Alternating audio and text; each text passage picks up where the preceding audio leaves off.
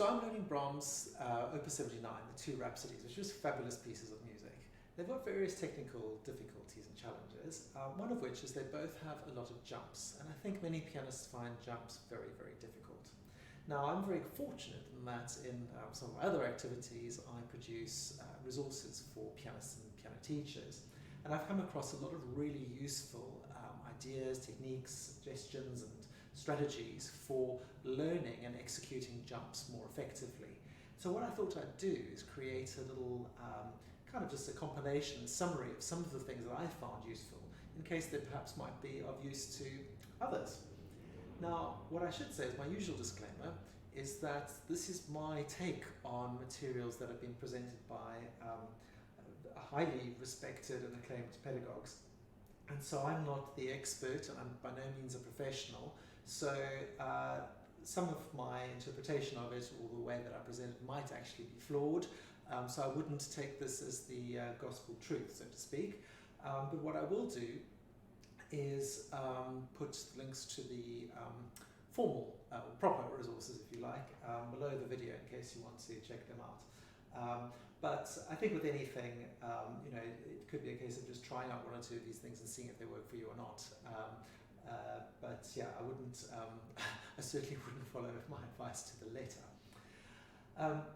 So basically, I'll just talk a bit about how I used to approach jumps when I was learning to play. Nobody taught me how to do them. I just thought they were very daunting and difficult, and that with so many things with the piano, it was just a case of brute force and willpower and diligence. And yes, hard work is required, but it was more about working hard than working smart. And I remember a section in the list, I think it was the second piano concerto, where I basically had this idea that what I would do is I would, to be accurate when performing, I would practice the jumps in a passage, and I'd have to get them right 5 times in a row before I could move on. And it was incredibly frustrating, especially when you sort of messed up on the 4th repetition or the 5th repetition. I had to go all the way back to the beginning. And I think what actually happened with that was it was counterproductive, because I got frustrated, I lost concentration, I was sloppy, because of that process being so onerous. I think it was a waste of time. It was counterintuitive. And I found that actually when I reduced to 3 correct repetitions, I was much more mindful and focused, and it actually worked a little bit better. But I think there's definitely better ways of learning jumps than doing that, and sort of that scattergun approach, just hit and miss, and hopefully after a while you have more correct repetitions than not. Now, the brain learns by repetition, and I think some of us, myself probably included, require a fair number of repetitions to be able to learn anything. But it doesn't necessarily distinguish between correct and incorrect repetitions. So it stands to reason that the first way to sort of short-circuit the process, or to find the optimal process for learning a jump, is to reduce the number of incorrect repetitions when you're practicing. And that's not easy to do, but there are a few really simple ways of doing that. So what I'm going to do is I'm going to take a section and show you some of these techniques. I think what I'll do is I'll go from bar 11, which basically it goes like this. Now, you see there's something happening right hand and the left hand. I don't really want to be looking at my left hand, so let's look at how we would go about learning those left hand jumps in the most efficient way, or at least I hope. So basically this first technique is, or strategy if you like, is one that Graham Fitch uses, and he calls it quick cover. And what you do is you take the jump and or the note that you're going to jump from, in this case it's the D octave, and you go as quickly as you can to the note you want to go to, or destination, but you don't play it. So in that case it's this D major chord, so I do this. Now, then what you do instead of playing it is you look to see how you landed, and you analyze the result. And I think that actually is pretty good. I'm in the right place there, so let me do it again. But now, if you see there, my second finger might potentially split there. It's not quite square on the key.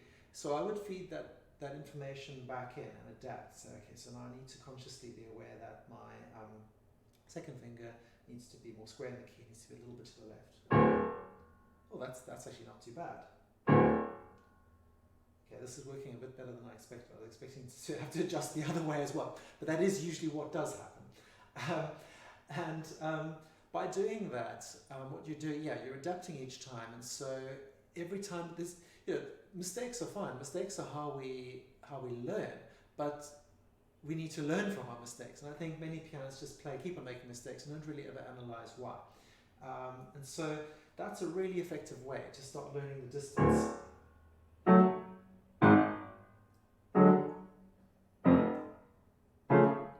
So that's that set of jumps there. And once you are square on the note and you've landed in the right place, then you play it.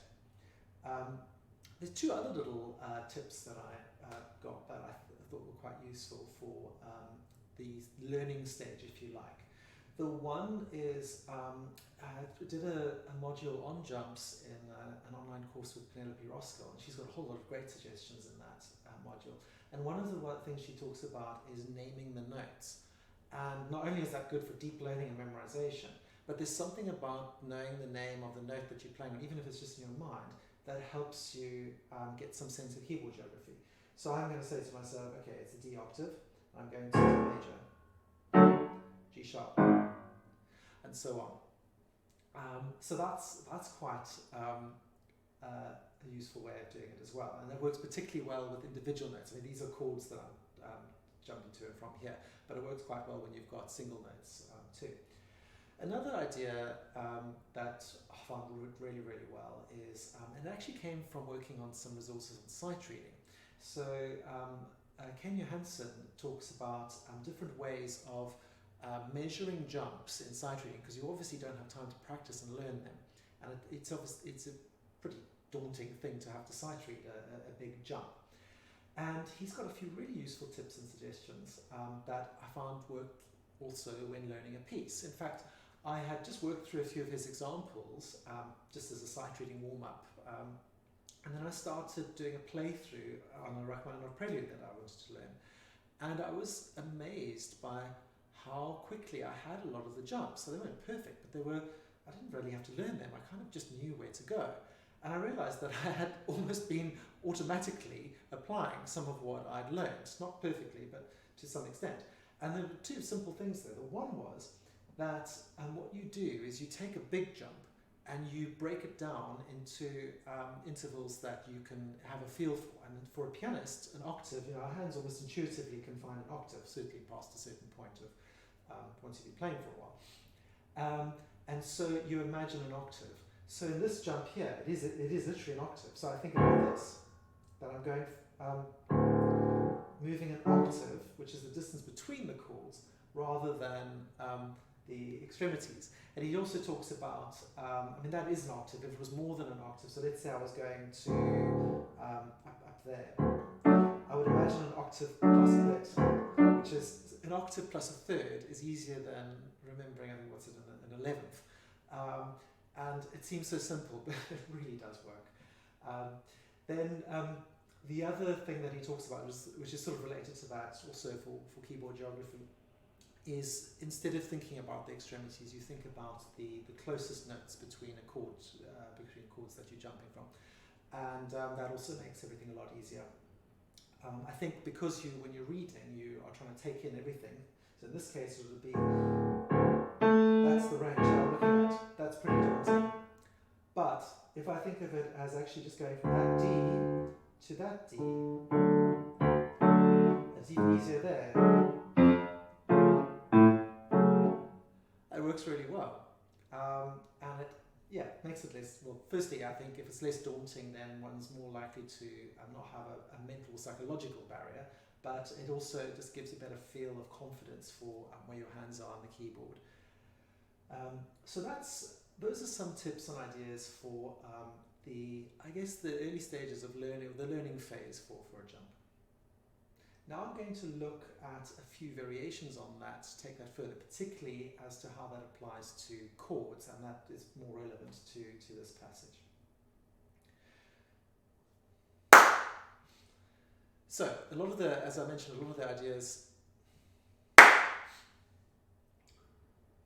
So following on from this idea of measuring the distance and doing this, what Graham calls the quick cover, Graham's got another tool that he calls selective landing, and also works really well, particularly for chords, where you've not just got to jump from one note to another, but you've also got to land with the right hand position to be able to comfortably play the destination chord and all of its notes properly, and then there's the joys of voicing and all of that. So not the easiest thing to be doing. So what Graham will do is he will suggest that you don't play all the notes of each chord, you just play some of them, and it might be the top or the bottom or whatever. And there's a similar concept that Penelope talks about in her materials on jumping, is the guiding thumb.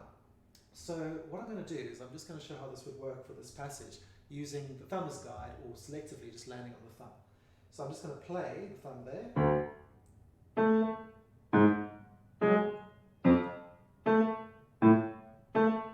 Now what I find seems to work very well about starting with the thumb there is it kind of guides and anchors the hand. So it's easier to get into the right position. Then what Graham would actually, let me see if I can actually do this now. This is good practice to be doing this on camera. Graham would say to do something like, for example, play the bottom notes. So maybe what I'll do is I'll play all except the top notes, something like this.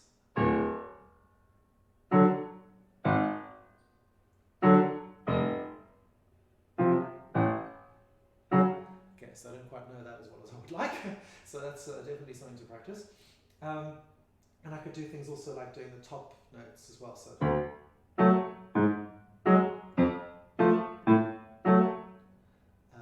a variation on that is you could also do something like a tapping exercise like this. That kind of gives you, I feel that works really well, not entirely sure why, but it just gives you a nice, I think, a sense of where each finger needs to be and what the notes that make up the chord are. So that's sort of a follow-on or an alternative variation on the previous ideas I was talking about, or I guess another way of looking at jumps where there's chords involved. Now, one can go through all of these processes and learn, and I found this has happened to me many times, and use the techniques that I've talked about here, and really know the jumps very well. And then when I perform, whether it's in public or even just for myself, it comes apart. And there are many reasons for this, many different reasons that can cause this. One is you might not know the jumps that well, one is you might be very nervous, one is you might be sitting in a different place or something like that if it's like at a concert hall and you're not in your familiar surroundings. But what I found tends to happen to me very often, and I've certainly seen this in others, is that what happens is when I'm actually performing, I want to get the jump right. And so my analytical brain sort of kicks in and starts questioning what it is that I'm doing. And it kind of, I'd call it undermining in mid-air. It sort of second guesses.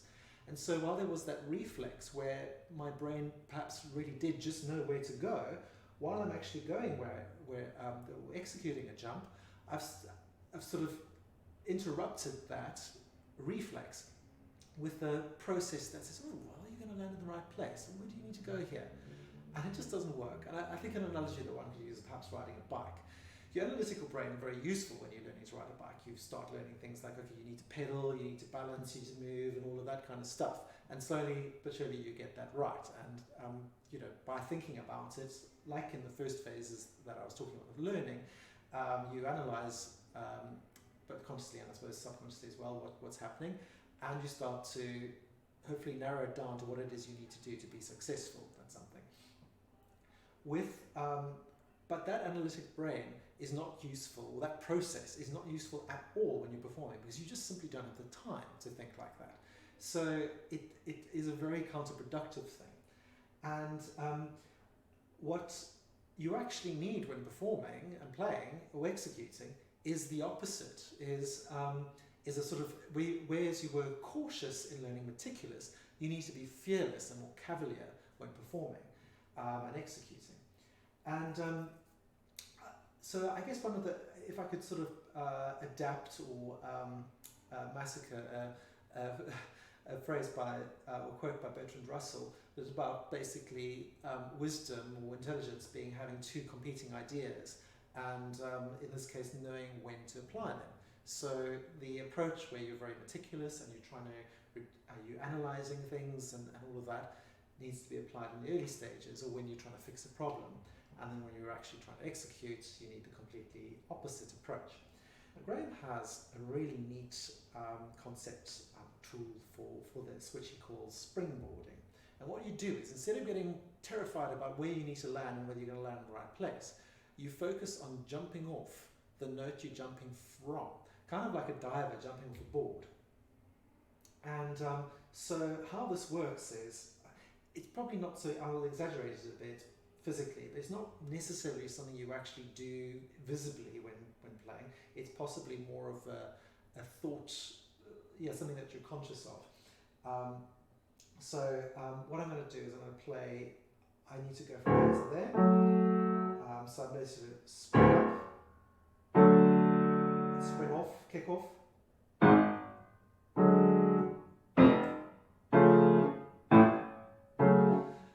And you can, I would actually do it practicing wise with exaggerating the movements. I find that can work very well. And I think what works with the springboarding is it does two things. With the quick cover, firstly, because you're doing it quickly, but you don't have to worry so much about where you're landing, because you can adjust. You're not actually playing the note. It builds in those fast reflexes. So does this. And I think this. The springboarding also makes it much more difficult for you to, for that analytical brain to sort of have an unwanted interruption while you're trying to get a jump right. So that I would use that in practicing as well, and actually just in doing that I saw that I wasn't quite as accurate as I would like to be. And I think bringing those things together gives a lot more security, and not just knowing it in the practice room, but also being able to execute it. Now what I'm going to do is do a little bit of a recap or summary of all of this, if you like, but I'm going to apply it to a different part of the piece and maybe bring in one or two other points. So I'm going to look at bar 81, where it goes like this.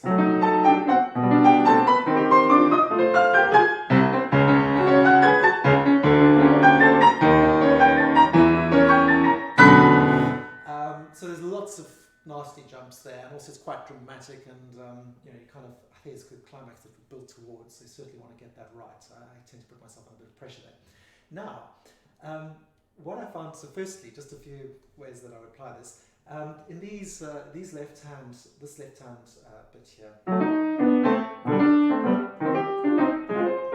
So I'm not playing it in time, I'm just illustrating the notes. They spread and they're over a distance, so that makes them difficult already. So selective landing can be very useful here. So I can do something like,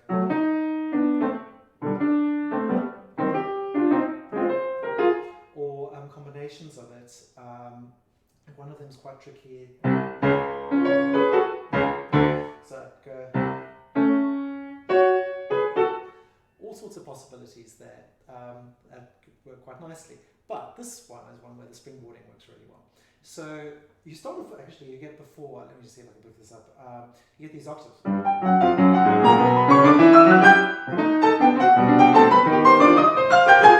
Now, the problem with that, all very exciting, but it's very easy to build up tension as you go through all of those phrases. And something like this tension like that not only doesn't feel good, but also it doesn't sound good. And it's amazing when I've been able to avoid building up tension and taking, sort of releasing tension wherever I have an opportunity to do so. It's very rare that I pull that off properly, because my natural disposition is just to be super tense. Bad habits over many, many years of playing. But I find it just feels effortless and it's in keeping or really, really in line with the artistic image that I want to convey. And so the springboarding can really help with that. And so one of the things that Graham showed me to do was, so basically with this left hand, it's really easy to get tense because of the spread and all of that, and holding that sort of contorted hand position for different chords. This. using the springboard, spring up, and actually close the hand position. That's exaggerated, it's not what I'm going to do in performance, but it was to force me to release the tension. I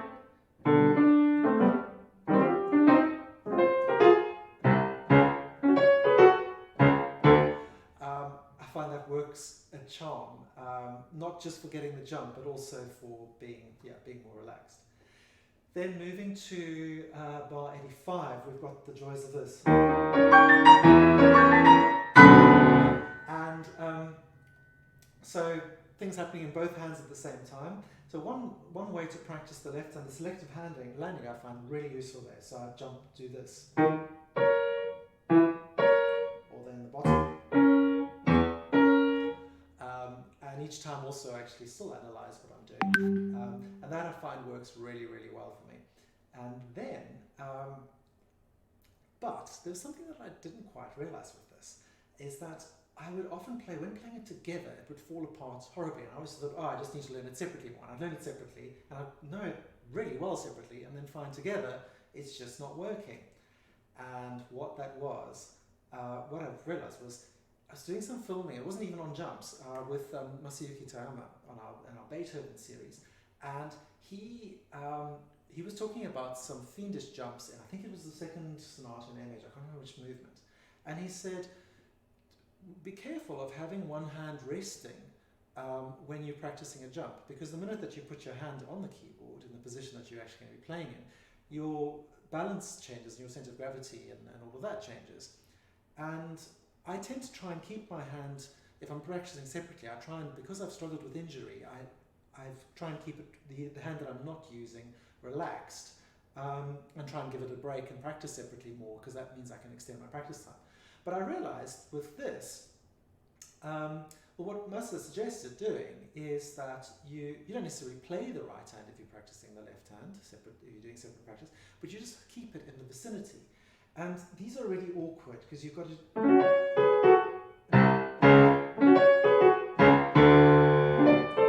You've got to move to the side like that. And I find that very awkward. And I don't need to do it necessarily if I'm just playing the left hand. And the minute that I do it, I find myself going wrong. So what I would do then is, if I'm practicing separately, is I just keep the right hand here. Oh, sorry.